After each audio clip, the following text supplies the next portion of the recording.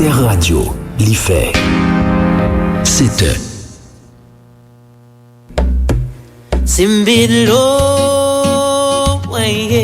Bonjour, ici Malou Boboir sur Alter Radio. Alter Radio, l'idée frais.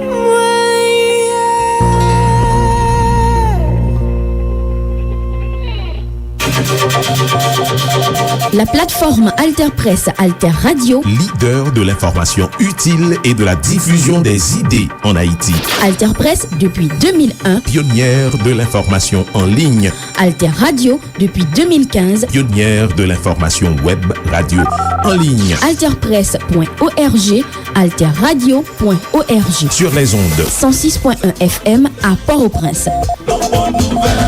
La plateforme Alter Press Alter Radio pour l'émergence d'une population bien informée. Bien informée. La plateforme Alter Press Alter Radio, leader de l'information utile et de la diffusion des idées en Haïti.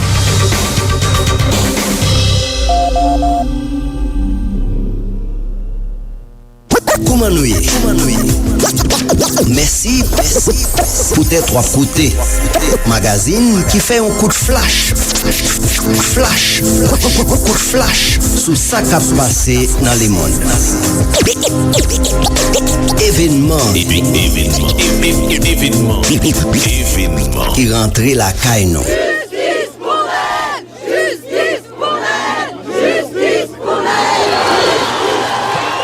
Bienvenue dans le magazine événement sous Alter Radio 106.1 FM, alterradio.org avec diverses plateformes internet. Magazine événement toujours traité actualité internationale là chaque semaine pour aider auditeurs et auditrices noyo bien comprendre ce qui a passé sous scène internationale là.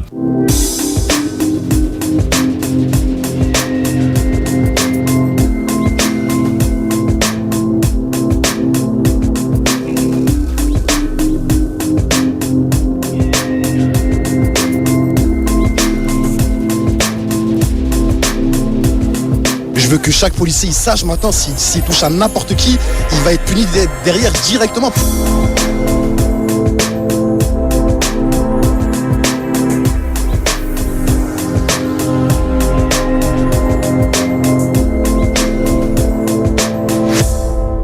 Aujourd'hui, nous allons parler des scènes d'émeutes, de la guérilla qui se joue partout en France. Et nous allons aussi regarder dans le rétroviseur pour revoir les faits marquants depuis octobre dernier et nous interroger sur ce spectacle tragique auquel nous assistons.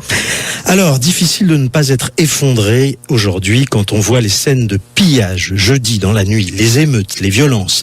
Le pays à feu et à sang, et cette fois, ce n'était pas une image, mais la réalité. En plus, partout en France, on a vu des quartiers qui se sont embrasés. Partout en France, on a pu voir aussi que la police était totalement dépassée. Des scènes de pillage hallucinantes dans Paris qui n'étaient pas protégées.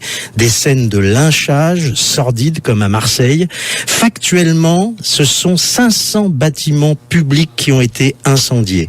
3880 feux qui ont été allumés sur la voie publique. 1900 voitures brûlées. 50 commerces pillés. 50 bus et poids lourds brûlés. Près de 800 interpellations.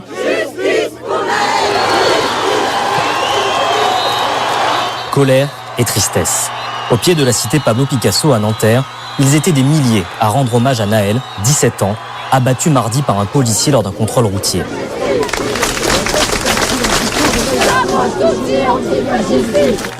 Juché sur un camion, la famille ouvre la marche. L'émotion est forte. Ce qui est arrivé, en vrai, ça peut grave arriver à tout le monde. Le mec, il avait juste pas le permis, c'était un petit 17 piges.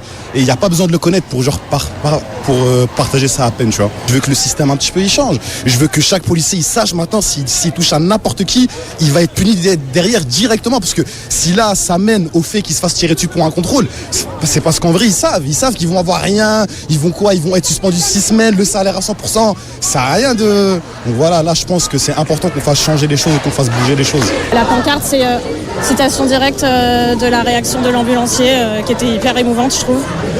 Et puisque les images en fait du meurtre, on a vu tellement qu'on a tendance à être un peu désensibilisé. Ça ressemble à ce qu'on voit dans les séries télé, alors que la douleur d'une personne, je crois qu'on s'y habitue jamais. Donc c'est vraiment important qu'il y ait aussi des vidéos comme ça qui circulent. Et voilà, c'est pour ça que je voulais la citer.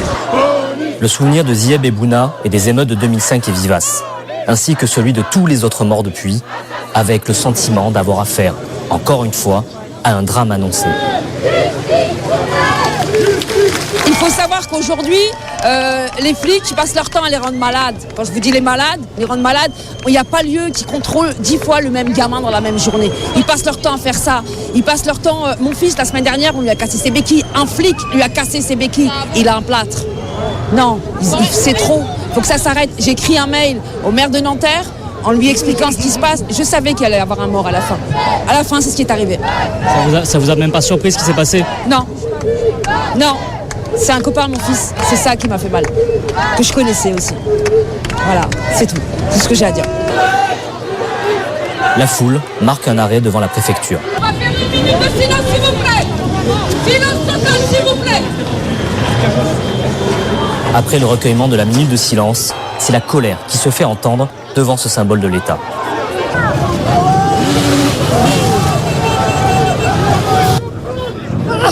Et les premiers palets lacrymogènes, lancés dans la foule, mettent le feu aux poudres. On a obligé de prendre notre arme et faire pampan. Donc leur donnez pas le privilège de trouver des justifications à ce qu'ils ont fait. Le cortège des familles se disperse, tandis que les affrontements commencent.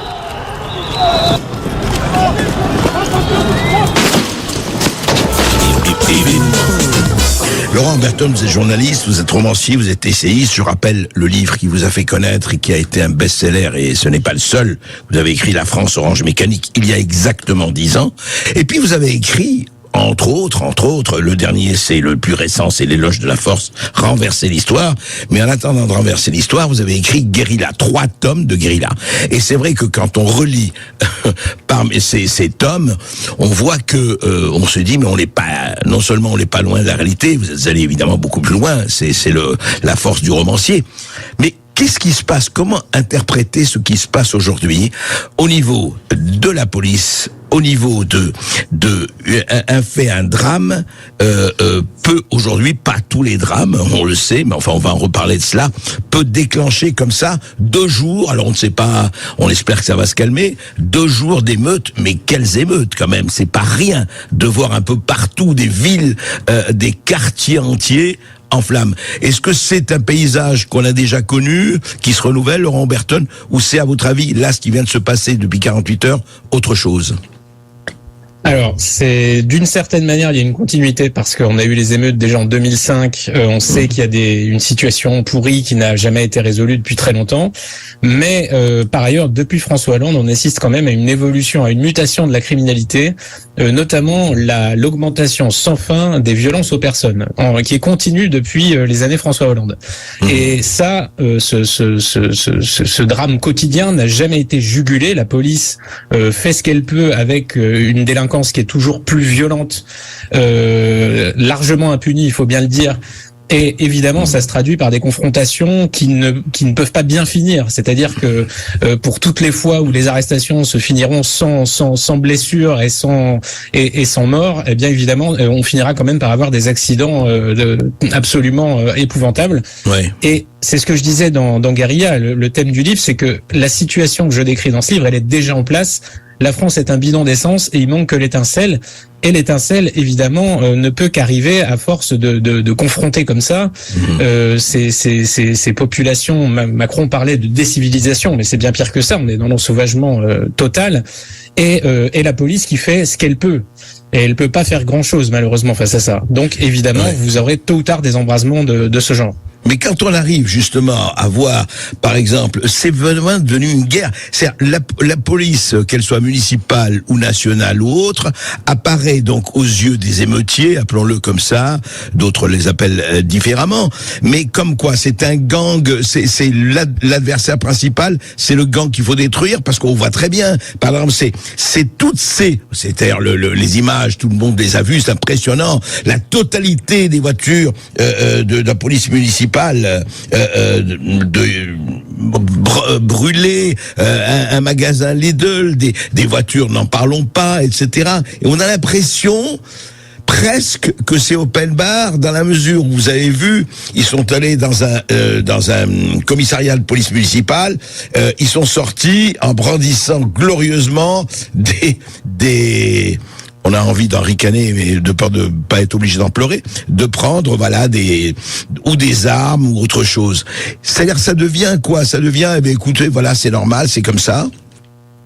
Oui, bah absolument, et vous l'avez bien dit, on ne vise pas seulement les symboles du pouvoir, on vise pas seulement la police, ça va bien au-delà de ça. On a pillé des magasins, on a incendié des magasins, on a attaqué des écoles, des médiathèques. Comme d'habitude, c'est totalement indistinct. Il y a des bus qui ont flambé, des trams. Enfin, les remontées de terrain sont vraiment terrifiantes.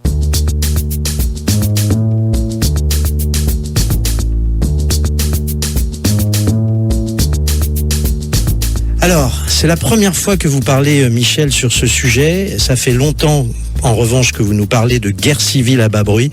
J'ai envie de vous dire, on y est là.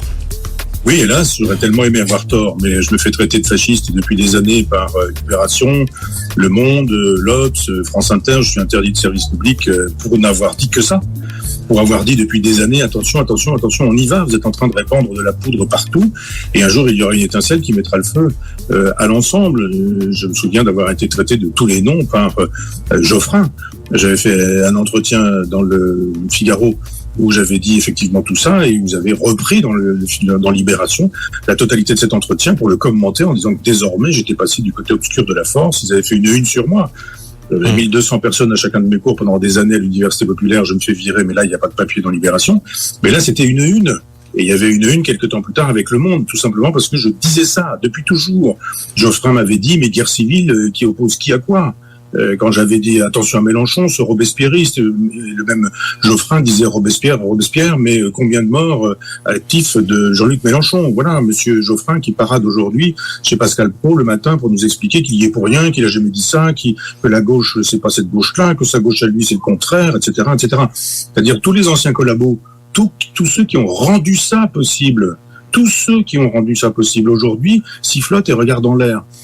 Est-ce qu'ils vont continuer à traiter de fascistes et de nazis tous ceux qui disent mais ça fait 10 ans qu'on le dit, ça fait 10 ans qu'on le fait savoir. Le gauchisme culturel, pour utiliser l'expression de Le Goff, fait la loi depuis mai 68. C'est le fameux interdit d'interdire qui produit aujourd'hui ses effets. Vous plantez un jour la graine de l'interdit d'interdire et vous obtenez un jour le fruit pourri et corrompu, mais le fruit pourri et corrompu. La mère de ce jeune homme tué, non pas cet enfant, comme dit toute la gauche, toute cette gauche-là, en disant ce petit ange. Alors, il y a le petit ange de monsieur Kylian Mbappé, mais je dirais un enfant, mais à 17 ans, ça va bien. Moi, je me souviens de qui j'étais quand j'avais 17 ans. J'étais pas un enfant. J'étais capable de faire un certain nombre de choses et d'assumer. Ce jeune homme qui conduit une voiture sans permis, donc sans assurance. Moi, j'ai pas eu besoin de plus d'informations que ça pour savoir que ce garçon était déjà dans la délinquance. Je ne l'aurais pas appelé petit ange puisque je savais qu'il conduisait une voiture, et je me disais conduire une voiture pareille quand on a 17 ans et qu'on n'a pas de permis de conduire et pas d'assurance, c'est qu'assez probablement on n'a pas acheté cette voiture-là avec l'argent qu'on a gagné. J'ai appris par la suite que ce garçon faisait un CAP d'électricien et puis qu'il avait eu un certain nombre de problèmes avec la police depuis des années. Sa mère dit mais c'était le seul homme de ma vie, c'était l'homme de ma vie, son père est parti très tôt et c'était mon meilleur ami. C'est pas la peine d'aller chercher plus loin. Si une mère ne fait pas son travail de mère, si un père ne fait pas son travail de père, si un enfant est pour sa mère son meilleur ami, c'est-à-dire une espèce de père de substitution, si à l'école on explique qu'il est le roi du monde parce qu'effectivement les enfants rois il faut plus apprendre à lire, à écrire, à compter, à penser, à réfléchir, à analyser, à obéir, à être à l'heure parce que finalement tout ça est fasciste, eh bien un jour on obtient ça. Alors il faut pas faire l'étonner aujourd'hui, je veux dire que ce qui se passe c'est très exactement ce qui a été produit. Et justement, Guillaume Bigot, vous aussi, vous prévenez depuis des années pour dire qu'il y a un risque de sécession. Je vais rappeler que vous aviez écrit un livre 7 mois avant les émeutes de 2005, pas de 2023, de 2005, qui s'appelait « Le jour où la France tremblera » chez Ramsay. Et vous écriviez dans ce livre « Après la France aux Français, on est passé à la banlieue, au blédard. Le sécessionnisme est à l'œuvre dans les quartiers. » Ouais, c'est un phénomène qui a démarré il y a longtemps, qui est un phénomène qui est apparemment plus complexe que ce qu'il semble. Les explications qu'on donne dans le débat public, comme on dit, sont des explications à la fois iréniques et simplistes. C'est la pauvreté. Ou c'est l'explication non moins simpliste, c'est une autre civilisation qui s'est installée. et c'est la civilisation arabo-musulmane qui s'est installée. En fait, on est face à un phénomène qui est plus complexe que ça, qui a à voir avec le fait que la France s'est reniée elle-même. La France cherche à se diluer dans l'Union européenne, et c'est un point évidemment totalement d'accord avec Michel Onfray, et elle ne peut plus de toute façon assimiler. Ça, c'est certain. Pour assimiler, il y a des conditions. D'abord, il faut que la nation qui accueille des migrants, des immigrés, se fasse énormément confiance. Il faut un patriotisme très puissant. La deuxième condition, il faut que les gens qui arrivent aient envie de s'assimiler.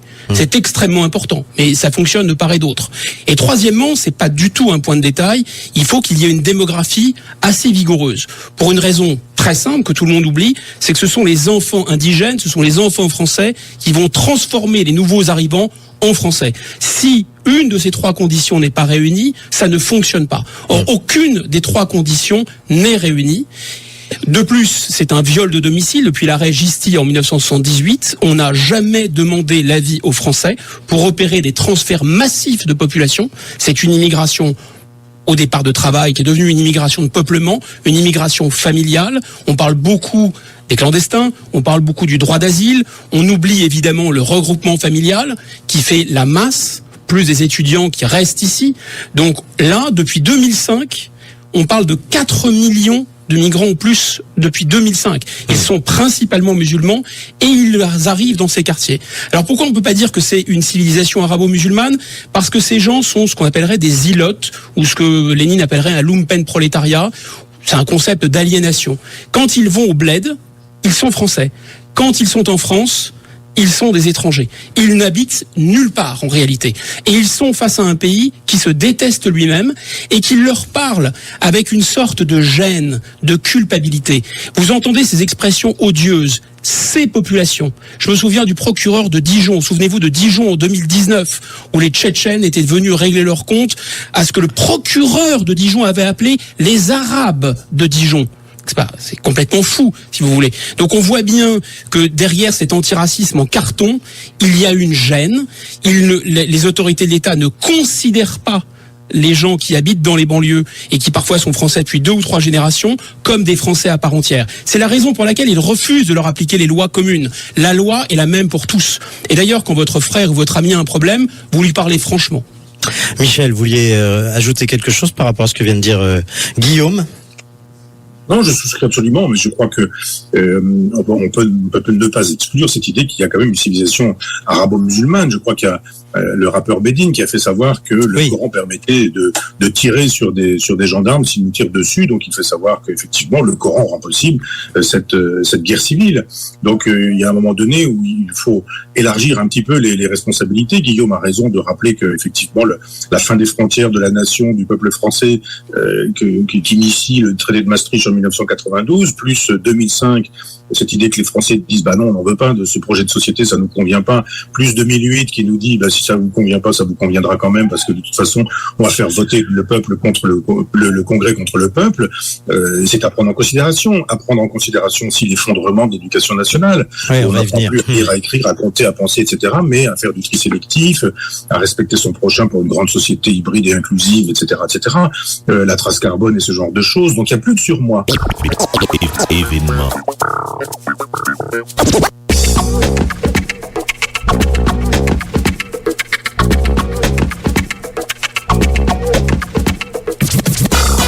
Jean-Luc Mélenchon, bonsoir. Merci beaucoup d'avoir accepté notre invitation. Votre parole est très attendue, c'est votre première interview, je crois, depuis à la fois la mort du jeune Naël et l'éclatement des violences. Depuis 5 nuits, donc maintenant, vos tweets, vos communiqués ont été très commentés. Votre sens des responsabilités aussi, à vous et à vos camarades de la France Insoumise, a été questionné. Nous en parlerons bien sûr en détail au cours de cet entretien. Mais d'abord, le bilan de la nuit dernière. Certes, un peu plus calme si l'on regarde les statistiques au niveau national, même si elles restent lourdes. Mais une attaque a particulièrement retenu l'attention, celle donc du domicile d'un élu, le maire de L'Haÿ-les-Roses dans le Val-de-Marne. Sa femme et ses enfants se trouvaient à l'intérieur de son domicile lorsqu'une voiture bélier a tenté d'en forcer l'entrée. La femme a d'ailleurs dû être conduite à l'hôpital. La première ministre s'est rendue sur place tout à l'heure pour dire son soutien avec un certain nombre de ministres. Dès ce matin, elle avait, je cite le communiqué de Matignon, condamné des faits intolérables et apporté tout son soutien au maire de L'Haÿ-les-Roses et à ses proches. Est-ce que vous reprendriez ces mots? Est-ce que vous aussi vous condamnez ces faits intolérables? Est-ce que vous apportez votre soutien? J'utiliserai les miens de mots, si vous voulez bien, Monsieur Gindre. Lesquels seront-ils? Peut-être le mieux placé des responsables politiques pour comprendre l'effroi qu'a ressenti la famille. Et pourquoi le mieux placé? Et me faire devoir d'exprimer ma solidarité humaine la plus totale et politiquement mon désaveu absolu de ce genre de méthode. Votre condamnation? Pourquoi je dis je suis le mieux placé? Parce que ce sont les circonstances, mais j'ai fait l'objet, je suis victime de 2 tentatives d'assassinat. La première a été punie par 9 ans de prison et la deuxième par 18 ans de prison. C'est-à-dire des tentatives extrêmement graves avec des gens d'extrême droite qui s'étaient préparés à me tirer dessus à coups de fusil ou avec un lance-flamme. Donc je comprends et je sais ce que ça coûte de subir la transgression de la limite qui est entre la polémique politique et la limite physique. Comme le dit le maire, un cap a été franchi dans l'horreur. Vous partagez cette idée, un cap a été franchi. Écoutez, Monsieur Gindre, nous allons bien nous entendre tous les deux si vous me laissez parler et si vous me laissez utiliser mes mots. Il y a une question qui s'est posée de manière très simple à toute la classe politique. Y a-t-il une responsabilité politique à appeler à l'apaisement et au calme? Considérez-vous, vous, qu'il y a une responsabilité politique de chacun des acteurs politiques à appeler ce soir au calme? Alors, je pense que tout le monde est responsable d'une situation qui est d'abord celle d'une maltraitance sociale géante dans certains quartiers de notre pays et d'une maltraitance policière systématique à l'égard de certaines populations. Donc, nous sommes tous responsables. Mais il faut savoir choisir sa façon d'intervenir. Je veux donner un exemple. Le président de la République aurait pu se rendre auprès de la pauvre maman qui a perdu son fils unique. Il a demandé à son ministre de la Ville de la contacter. C'est Olivier Klein qui s'en est entretenu. C'est ça, voilà. Mais c'est lui le président de la République, c'est pas l'homme qui a vu l'ours, etc. Vous auriez appelé en tant que président si vous étiez à sa place. La première chose à voir, c'est un mineur, un enfant a été abattu et c'est l'enfant unique d'une pauvre dame qui, elle, quoi qu'on reproche à ce mineur, n'a rien fait pour mériter qu'on lui ramène le cadavre de son fils à la maison. Depuis mardi dernier, les autorités de ce pays n'ont strictement rien fait qui permette de dire « Écoutez, on comprend que tout ça a été trop loin, nous voulons stopper. » Jean-Luc Mélenchon, pardon, juste me permets une remarque. Il y a eu à la fois une action de la justice qui a mis en examen le policier, qui l'a placé en détention provisoire. Il est, on le rappelle, soupçonné de cet acte, mais présumé innocent tant que la justice ne s'est pas prononcée. Il y a une déclaration politique pour dire qu'il y aura des sanctions administratives. Ça, c'est ce qui concerne l'affaire du jeune Naël, comme vous le dites. Et ensuite, il y a le cas des violences. On va revenir sur le cas du jeune Naël, mais sur le cas des violences, Jean-Luc Mélenchon, considérez-vous comme entendable, compréhensible qu'il y ait des violences depuis 5 nuits maintenant? Non, mais attendez, Monsieur Gindre. Non, vous n'allez pas vous en sortir comme ça. Mais peut-être c'est pas parce que parce que vous avez beaucoup de talent, vous présentez bien la cause gouvernementale, mais c'est pas mon travail. Alors le président de la République a demandé à un de ses proches de voir s'il pouvait prendre contact avec la personne. Le juge a fait son travail, mais nous on doit réfléchir. Nous, vous, moi, qui avons d'autres responsabilités. Vous n'êtes pas juge, moi non plus. Je ne suis pas le président, vous non plus. C'est bien de le rappeler, la justice va faire son travail. Nous sommes chacun à notre place et nous prenons notre responsabilité. Moi, comme homme politique, je suis responsable de faire des propositions pour essayer de sortir. Connaissez-vous une autre organisation, une seule, qui ait proposé quelque chose depuis mardi dernier pour essayer de montrer qu'on a entendu ce qui se passait? Pourquoi le jeune Naël a-t-il été abattu? Parce que s'est appliquée une loi qui a rendu floue la limite entre la légitime défense et la prévention d'un risque. La loi de 2017, c'est laquelle vous faites allusion, en parfaitement, qui devait encadrer l'usage de l'arme. Proposée par Monsieur Bernard Cazeneuve, Premier ministre socialiste, qui, il y a encore une journée, me faisait les leçons de morale, alors qu'il est personnellement et moralement responsable d'une situation qui a... Mais cette loi, Jean-Luc Mélenchon, n'autorise, quoi qu'il en soit, pas à tuer dans les circonstances qui semblent être celles qui sont décrites. Vous pouvez demander le changement de la loi. En l'occurrence, le gouvernement actuel ne dit pas que le policier a bien agi. Mais le président de la République Monsieur Jean, vous permettez? C'est un débat ou c'est une interview? Je rappelle, Jean-Luc Mélenchon, que le président de la République a qualifié les actes des policiers d'inexcusables et inexplicables. Vous êtes parfait. Maintenant, écoutez-moi. Je vous écoute. Vous me dites, est-ce qu'il faut appeler au calme? Monsieur, vous me demandez, à moi tout seul, de faire plus que 45 000 hommes qui ont été déployés pendant 2 nuits, plus que Monsieur Mbappé, plus que la grand-mère du petit. La question pour un homme politique, c'est pas d'appeler au calme, de se donner des postures, c'est d'essayer d'arriver au calme. Et pour ça, de régler rationnellement les problèmes qui se posent. Donc vous le premier problème, Mais si, monsieur, à ce que vous voulez, à la paix, à l'amour, à la concorde. Dites-le. Mais monsieur Gindre, je dirais ce que je veux, comme je veux. Et je suis en train de dire, je veux la justice. Donc, je veux, si je peux dire en fait, ce sont les parlementaires insoumis, ont déposé une proposition pour abroger dès lundi la loi qui permet de tirer pour un refus d'obtempérer. Deuxièmement, nous demandons... Elle sera donc soumise à l'Assemblée nationale, c'est votre souhait. Nous souhaitons. Mais lundi, pas dans je sais pas combien de temps. Deuxième chose, maintenant faut faire vite. Les juges, le syndicat des magistrats, il faut les écouter, pas simplement faire le tour en disant celui qui dit pas au calme sera pendu, séance tenante. Donc le syndicat de la magistrature a dit qu'il souhaitait qu'on dépayse immédiatement les cas de violence policière de manière à ce qu'on ne demande pas aux juges d'un ressort, celui du 92 par exemple, des Hauts-de-Seine, d'avoir à en quelque sorte inculper des policiers avec lesquels ils passent leur vie. Donc ils disent il faut que ça soit jugé ailleurs. Voilà 2 demandes raisonnables. Troisième chose, monsieur Gindre, il y a des affaires qui sont pendantes depuis des années. Les policiers qui ont été inculpés dans l'affaire du meurtre de monsieur et Cédric Chouviat, 3 ans après, alors qu'ils sont inculpés, n'ont toujours pas été jugés. C'est le cas de monsieur Traoré depuis 7 ans. La jeune femme qui a reçu une balle en pleine poitrine, alors elle ne conduisait pas la voiture, elle n'était pas en état d'obtempérer ou pas. À Paris, dans le 18e arrondissement. Juste si vous m'autorisez une question, Jean-Luc Mélenchon. Vous venez de lister, vous êtes chez vous, vous venez de lister beaucoup de sujets. Oui. Personne ne peut contester que vous venez de faire des propositions et que vous listez des thématiques de fond.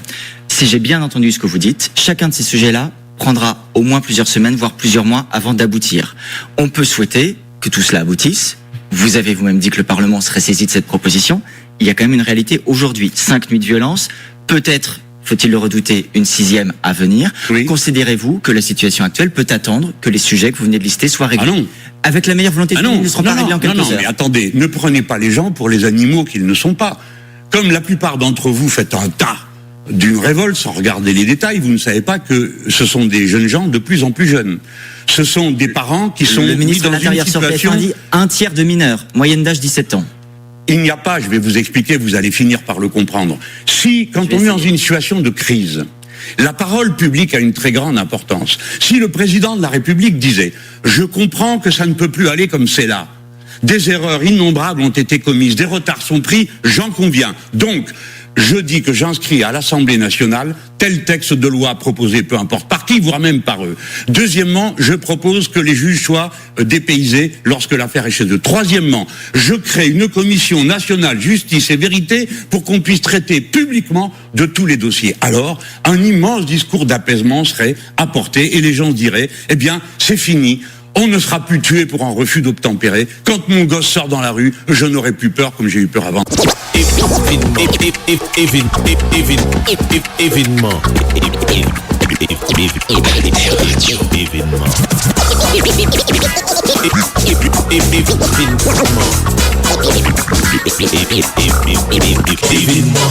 C'est comme ça, on a fini magazine événement qui toujours traité actualité internationale chaque semaine pour aider auditeurs et auditrices nous bien comprendre ce qui a passé sous scène internationale.